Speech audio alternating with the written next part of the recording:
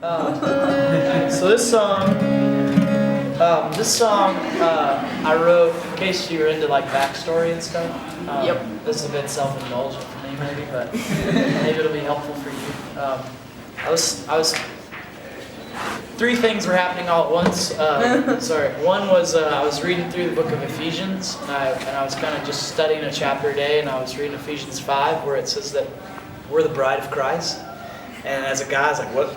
I know we're the bride. And I also, at the same time, was reading this book called Redeeming Love by Francine Rivers. Have you guys heard of this? Yeah. So it's like this fictional story, and I'm like the only guy I know that's read it. It's kind of weird, but it's this fictional account of like God telling this guy to go marry a prostitute in the 1800s, and it's sort of like a retelling of the book of Hosea. Because for those of you that don't know, there's this really weird passage in Hosea where God's like, hey Hosea, I know you've been following me and you're my prophet, go marry this girl that's going to cheat on you and keep loving her. At which point we'd be like, say what? You know? And he does, and in Hosea 3 God says, I want you to love her because that's the way I love my people, as an adulterous bride. So I was thinking, gosh, so I'm God's bride, I'm not just God's bride, I'm an adulterous bride. And then I was reading, there's a guy named Ray Vanderlaan who teaches, you know who he is? Yeah, so he's got this awesome teaching about like in the Passover supper, when Jesus fills the cup and he says, this is my covenant with you, take and drink it. That language, those words, this is my covenant with you, take and drink it, that's what a guy back then would do when he proposed. Like he would buy the right to propose, which was cool because other Middle Eastern countries it's the opposite. Like dads are trying to sell off their girls, but in the Israeli culture it was flipped, where the guy would pay a bride price. He would pay for the bride, and he would just get the right to. Maybe this is more than you're hoping for. Whatever. This blew my mind. This literally changed the way I view a lot. When he would pay for the chance to propose. Okay? And the way they would do it is they'd get all the relatives in a room, and he'd fill a cup up with wine, and he would say, hey, this is my covenant with you, take and drink it. At which point, she could actually reject it. But if she said yes, the way she said yes was she just took the cup, and she took a sip. At which point, this is where it gets nuts. At which point, if she took the drink, the guy would go back to his town, and she would go back to her town, and they wouldn't see each other again till the wedding day. In the meantime, the guy would start building an insula. Well, an insula is a word for an extension off of his father's house. Okay, so girls, I know that sounds really exciting, but in that culture, you would actually all live together in this family dwelling called the insula, and the guy would build a mansion. And before you get excited, the word mansion meant like apartment, okay, or addition. So he'd build this mansion, right, and it would be an addition to his dad's house. And he had to build it, and he couldn't go get married until it was finished. And the only one who could tell him when it was done was the dad. In the meantime, the girl was waiting. She didn't know the day or the time of the hour, but she'd be just chilling up in her room like, when's he gonna come? Let's go make some little rabbis, you know. And the only way they could communicate was through the best man. He would actually run over to her town and be like, check yes, no, or maybe. And then he'd like run the message back to him. So check this. So when the dad finally goes, okay, it's finished, the guy would get his groomsmen, and they would run to her town, and unannounced they would blow a shofar. It's like a little trumpet horn thing. And they'd blow the shofar. She'd be like, oh my goodness, she run down the stairs and basically down the aisle, and they get married that day.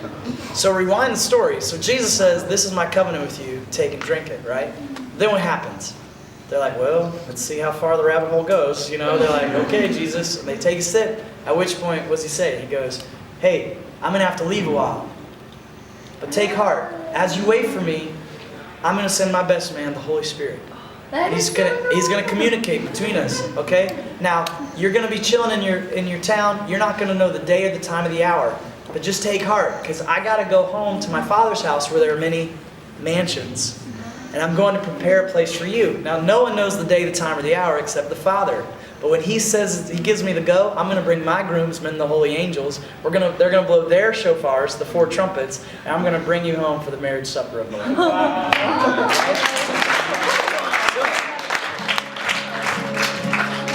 So all that's going on, and I'm just like, oh, great. So I'm reading Ephesians 5, and I say, if I'm the bride of Christ, what would God's wedding vows sound like to me? Because we all want to make promises to God, but I'm way less interested in your promises to God. I'm way more interested in His promises to you and His promises to me. Because that's what fuels my love for Him. So.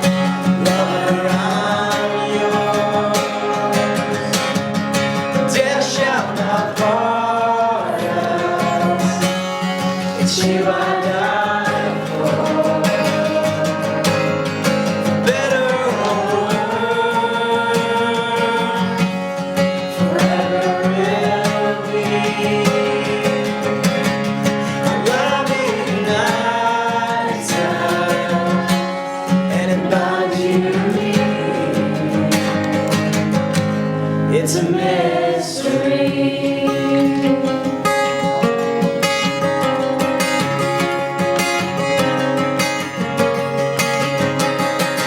Love of my life, deep in my eyes, there you will find what you need. I'm the giver of life. I'll clothe you in white, my immaculate bride you will be.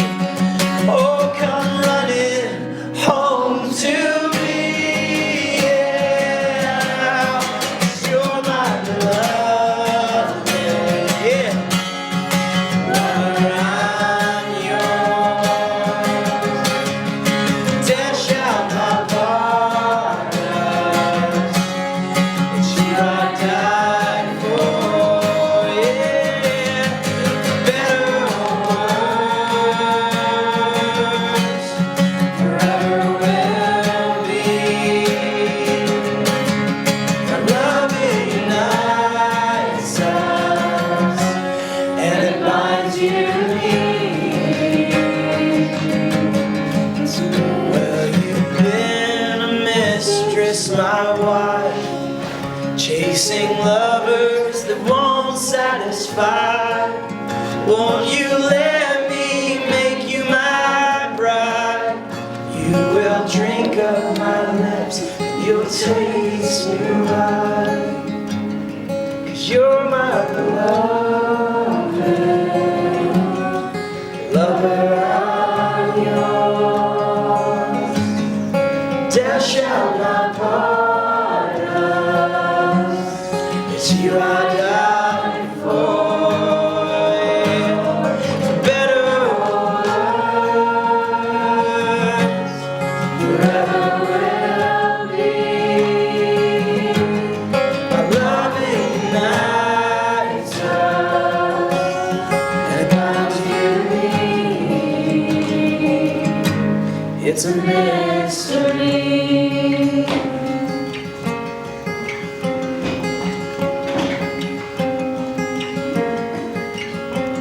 He loves us.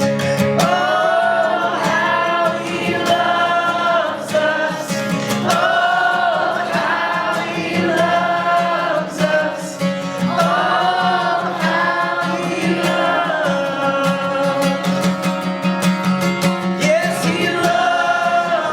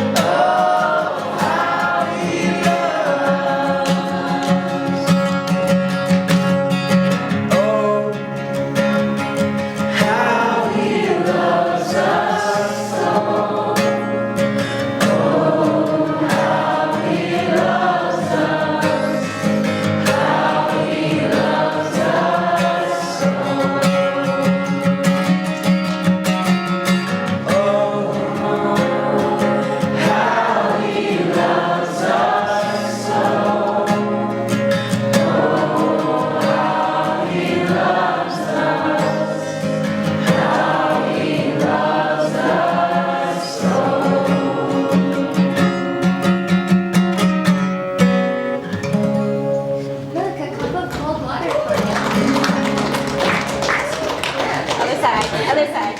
Oh, lovely. Yeah. Thanks.